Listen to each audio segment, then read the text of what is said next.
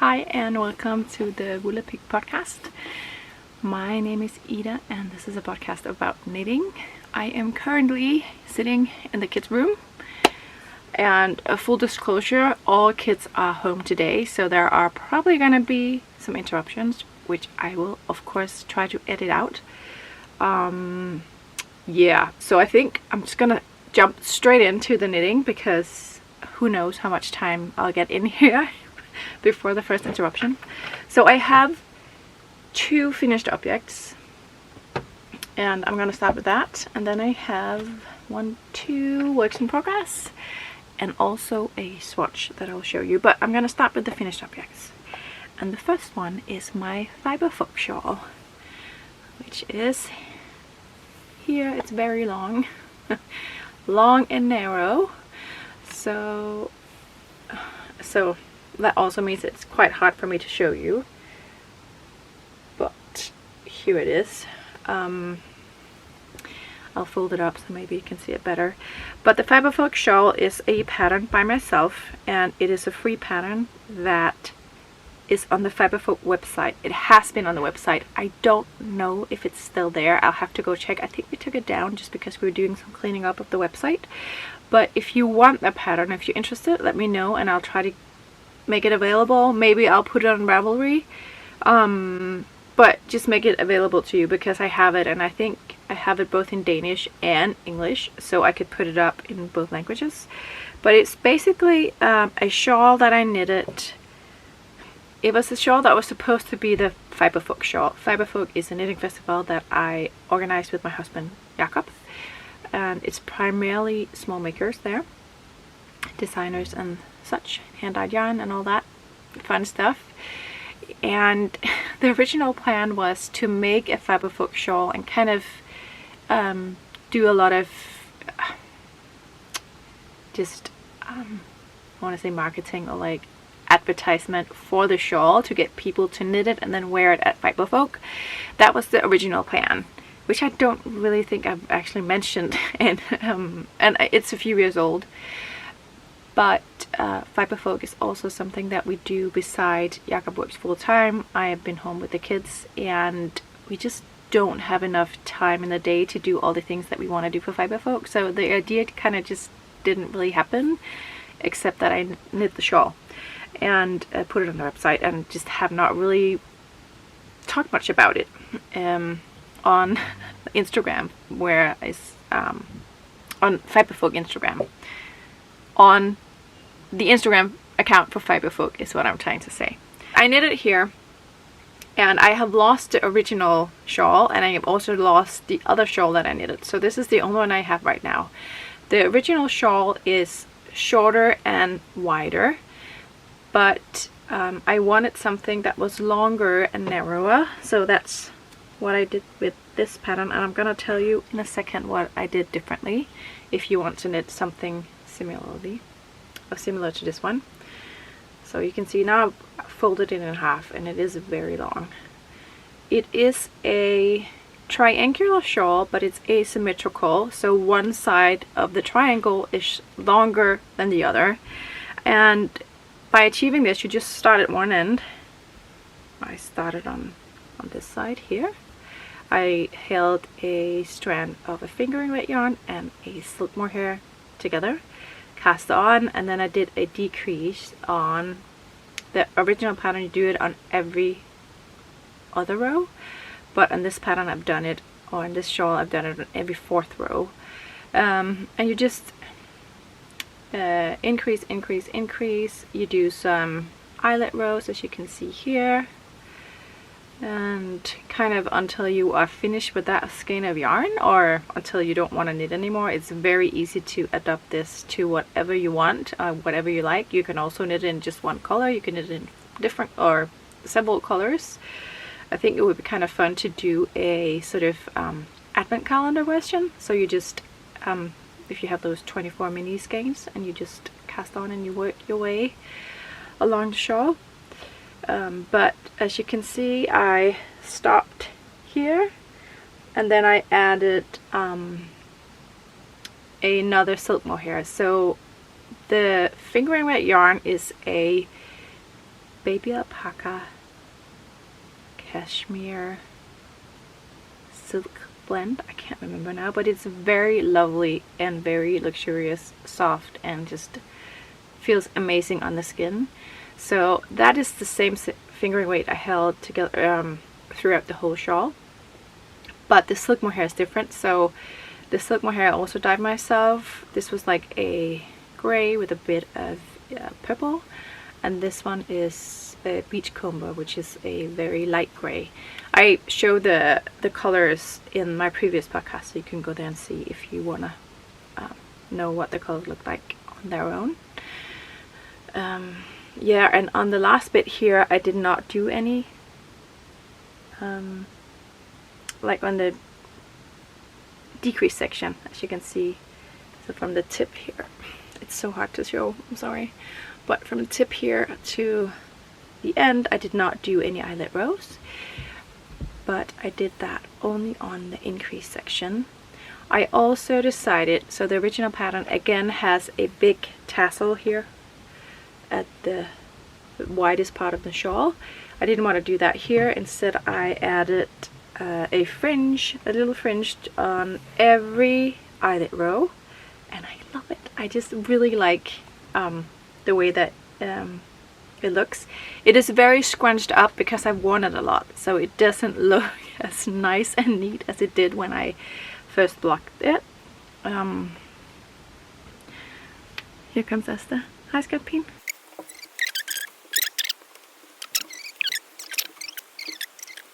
So like I said, it is a bit scrunched up, but I just like the way it looks. You have the two colors here, you can see a bit of the fringe, and I like that I can wipe it around many times if I want to.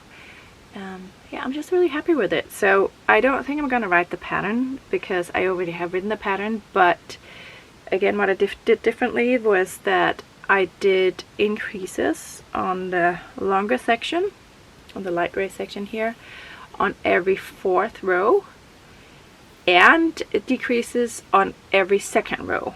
Oh no, that was the dark gray, sorry. So for the dark gray long section I did increases on every fourth row, and on the light gray I did increases on every other row. And that is basically the only difference from the shawl, the original shawl, besides the eyelet section. I just did the eyelets whenever I felt like it, and I also added the fringe, which is also differently, but you can easily adapt this to however you want it to look like. I also think it would be quite nice with a I-cord edge, which I talked about. I can't remember if it's on the podcast or if it's on the vlog, on the Patreon vlog, but I have talked about how it would be nice to pick up all the way around and do an I-cord. I think that would be lovely as well, and make it just have a really nice finish. Another thing that I have knitted or finished is another hat, the chunky hat, which again is actually something a pattern that I made myself. I say pattern because it's just a ribbed hat with some decreases, so it's pretty simple.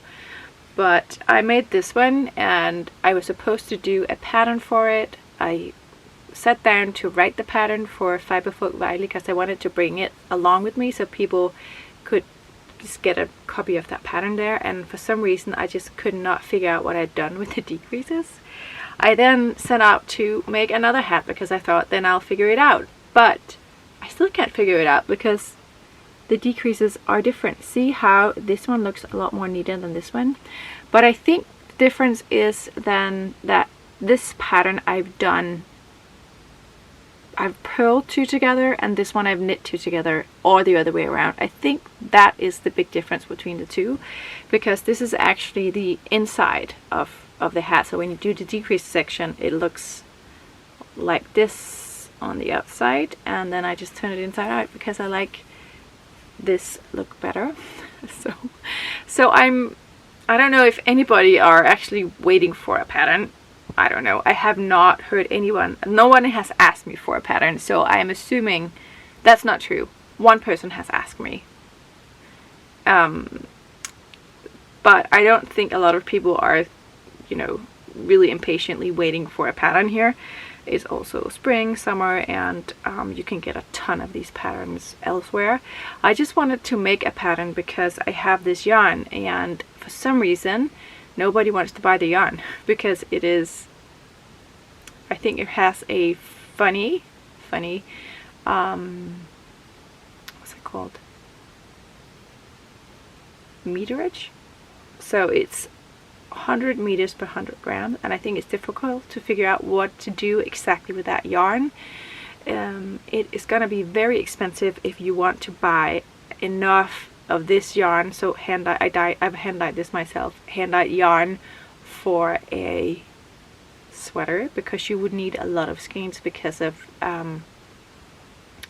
the chunkiness of the yarn, basically. So what I mean by that is, if you wanted to knit a sweater out of a fingering weight hand dyed yarn, so fingering weight is around 400 meters per 400 meters per skein of yarn, which is 100 grams, you would probably need around 3 skeins depending on your size, but that's like an average, and you could have enough yarn for a fingering weight sweater,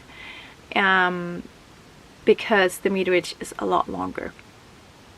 But if you wanted the same for this yarn, so a chunky sweater, you would need 100 meters, 10 skeins, right? 100, depending, maybe a little less, but you would definitely need a lot more skeins of yarn. So it is just more expensive to knit with chunky hand dyed yarn if you want to knit something big. Yeah, but like I said, I dyed it myself. It's in the shop if you want to buy it. Nobody wants to buy it, but maybe you do. This is Ariel, the colorway, and this is called Retro Swimwear. It's kind of hard to show, but it's just a pale salmony color with small specks in there. It is 100% baby alpaca, and it's very lovely, but again, a little hard to figure out what to knit with it besides for a hat or a cowl. I had planned to cast on for a cowl with this yarn. I just haven't really gotten there, because I think you could also get a quite nice cowl out of a skein of this, or maybe 2 skeins, but yeah. So the pattern is just called Chunky Hat, and I have not written it yet, but hopefully it's gonna be a pattern at some point or soon. Those are my finished objects. Then I think I'm gonna start with this one. I talked a bit on Patreon about how I've set out to find like the perfect simple basic sweater, and also how I am stalling a bit on it because it's somehow I somehow get in my head that it has to be absolutely perfect, and then I don't know what to knit, because what is the perfect basic sweater? So I've been going back and forth, and I just cannot decide what sweater I want to knit. I also want to make sure that it's something knit with the yarn that I have in my stash. I don't want to go out and buy a whole sweater's quantity of yarn because I have so much. So it also kind of has to be a sweater where I have yarn that would meet the correct gauge. And like I said, I still haven't figured out which perfect basic sweater to knit. Maybe you have an idea. I really would like something that has a split hem, just because that's what I like. And I'm also gravitating towards drop shoulders, because I find that it suits my body shape well. But I'm kind of open to that. But the split hem is definitely something I prefer. Maybe you have an idea for a basic sweater that is, yeah, that you like, then let me know, because I just can't decide. And there are so many basic ones out there, I know, and I think that's also part of the problem. There's just too much to choose from. All this to just explain why I picked this current project up again, because it has been taken a bit of a break because I didn't know if I wanted to knit on it. I didn't really enjoy working on it, but I was done at one point. I was done with these two, and I didn't really know what to work on at that point. And I just picked this up because I just hadn't decided on that perfect basic sweater yet. So this is the sweater, a Eun sweater, somewhere around those lines, EUN sweater by November Knits. And it has a very, very long split hem here, and I stopped knitting on it once I had split for front and back, not split for, well, I guess because it's a hem, but once I was finished with the yoke, I stopped because I just did not enjoy working on it. I think part of it was the needle size. It just was, the fabric was just very, very tight, and it just did not really it just did not have a nice knitting flow. I kind of had to pull on the stitches to get them moving on the needle, and it just didn't feel nice. So I decided, as I got to the ribbing here, to go up a needle size, just because I figured that would ease it up a bit on that tightness, and it definitely has. It's easier to knit on, and since it is a ribbing, I don't really think it's gonna make that big of a difference for the body. But I don't know how it's gonna be with the sleeves. Well, I know you're gonna be able to tell on the sleeves, but I actually haven't really looked on the pattern on if there are any decreases on the sleeves, but I think I am gonna have to do some decreases. I had been thinking about frocking it, but you know, I had done the yoke, and it just seemed like a waste of knitting, and I think it's gonna be a very warm knit. It is knit with Snelden, held together with a, what's that? I only have the Snelden tag, which is weird actually. But it's held together with Yngling. They had a Danish wool yarn, kind of rustic wool. So it is a rustic sweater, but this is a Snelden that I used. It's a 4-ply, 100% wool, approximately 360 meters per 100 grams. And then I think the Yngling yarn is, also looks like it's a fingering weight yarn here. So I'm holding them together, and this is just I want to finish this, I want to get it out of my stash, and then fingers crossed I'm gonna like it. That's kind of how I've been feeling about the sweater. Just keeping my fingers crossed that I'm gonna enjoy the sweater, and if not, I'm definitely going to be able to wear it at home in the winter time. So I know I'm gonna wear it, but the question is just how much. Hi, Esther Besta. Okay, she's like. So that is a work in progress. That is a bit surprisingly for me that I'm a bit surprised that I'm working on it. I did not think I would do that, but it's just a nice simple pattern that I don't really have to think about, because the other thing that I have on my needle is something that is, it's not hard, but I do have to think a bit more about it, and it's not something that I want to bring along with me because there are a ton of threads of yarn to keep track of. Actually there's 5, so it's a bit of a tangled mess, and I don't want to bring that around with me. But this is the collar cape by Anne Wenzel, and this was part of the Især Archives collection that they released. Was that back in March, I think?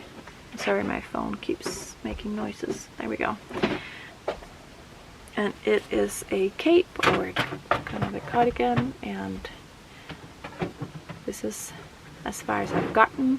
It looks like color work, like it looks like traditional color work, but it's not. It's just slip stitches, so it's very simple if you want to knit something that is easy to knit. So like I said, it looks like color work, but it is just slip stitches. So it's quite simple to do. It's just for me managing all this the yarns that are going into this project is just means that I don't want to bring it with me because it just gets tangled. I am using this yarn, which is Lang. Actually, I'm not sure now, but I'm pretty sure it's a Lang Faith yarn, which is a blow yarn, and I'm holding that together with a, I don't have any ball bands here, but this is a yarn from Self-Made Fire, which is a 100% wool yarn, a fingering weight. So these two together, and then the contrast colors, or color, but I'm saying colors because I have so many, are these three. And these two are also blow yarns, also from Self-Made. And they did not have the thickness of yarn that I needed, so I had to buy, you know, I'm holding two strands together to get the correct gauge, along with this one, which is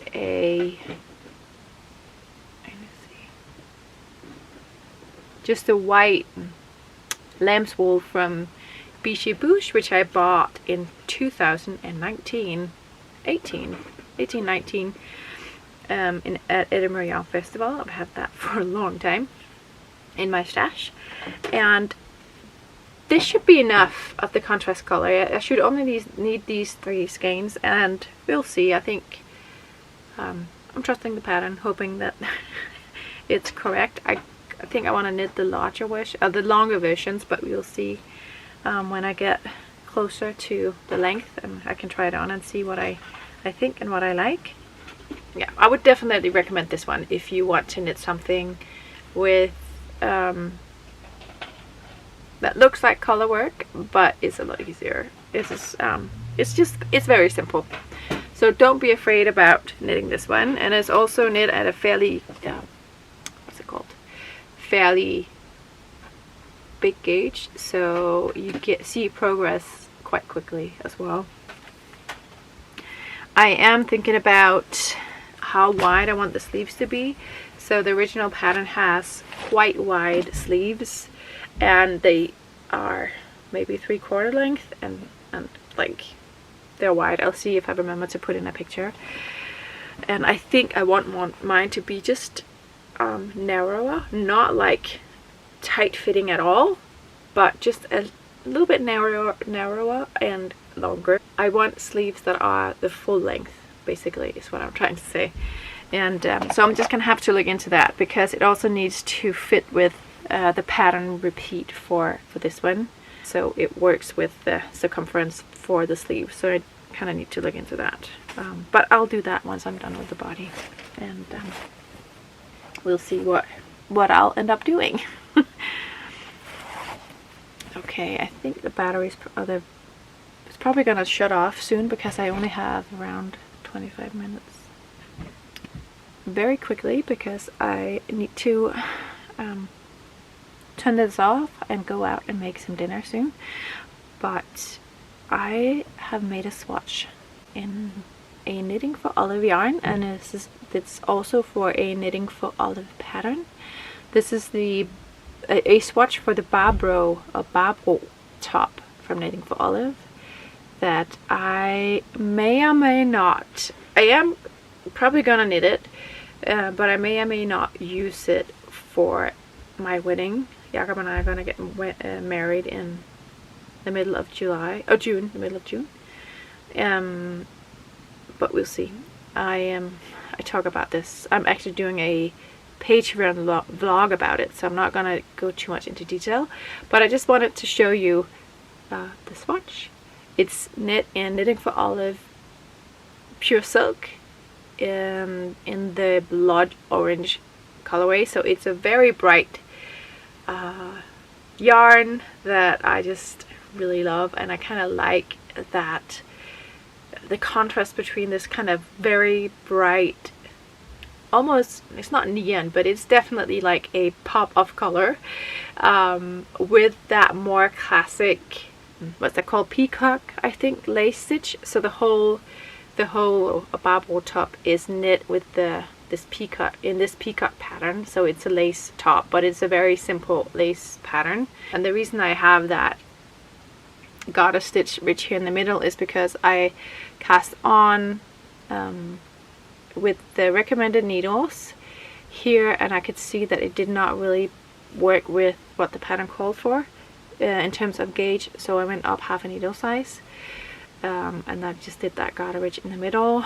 I just tried to count the stitches on this one, on this swatch, and I just don't know how to do it. Maybe you do, but I don't know, because down, as you can see here, the peacock pattern, you do a yarn over, which basically means that you increase by 6 stitches for every pattern repeat.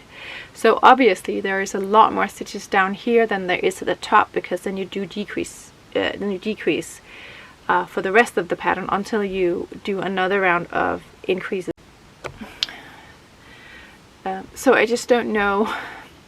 I don't know where to count the stitches. If I count the stitches down, like right at the lace section here, so where you see the eyelet rows basically, then there are gonna be a lot more stitches than if I do it at the top. I'm thinking about just measuring how long this piece is, and then do some math to figure out the circumference of my body to get the right size. Yeah. Have any of you knit this, and how did you do that? Because I just don't know. I don't know how to figure that out. Yeah, but I'm actually excited about knitting this. Laughing a little at myself, because I had decided, and I also think I talked about it in a blog or a podcast, I don't know which one, about how I'm gonna stop knitting summer knitting for myself, because I just don't wear it, and then I would rather focus on knitting sweaters and cardigans for, you know, spring, fall and winter, because I rarely wear my knitwear. Even if it's knit in like a top, for example, I just don't reach for it in the summertime. And here I am still wanting to knit this. This of course is like very specific for my wedding, but still. So I will keep you updated on this one, and like I said, I'm doing the Patreon vlog where I'm gonna do a lot more talking about knitting this, but I will of course show it to you on the podcast as well. Yeah, I'm gonna sign off. Thank you for watching, and I will talk to you next month.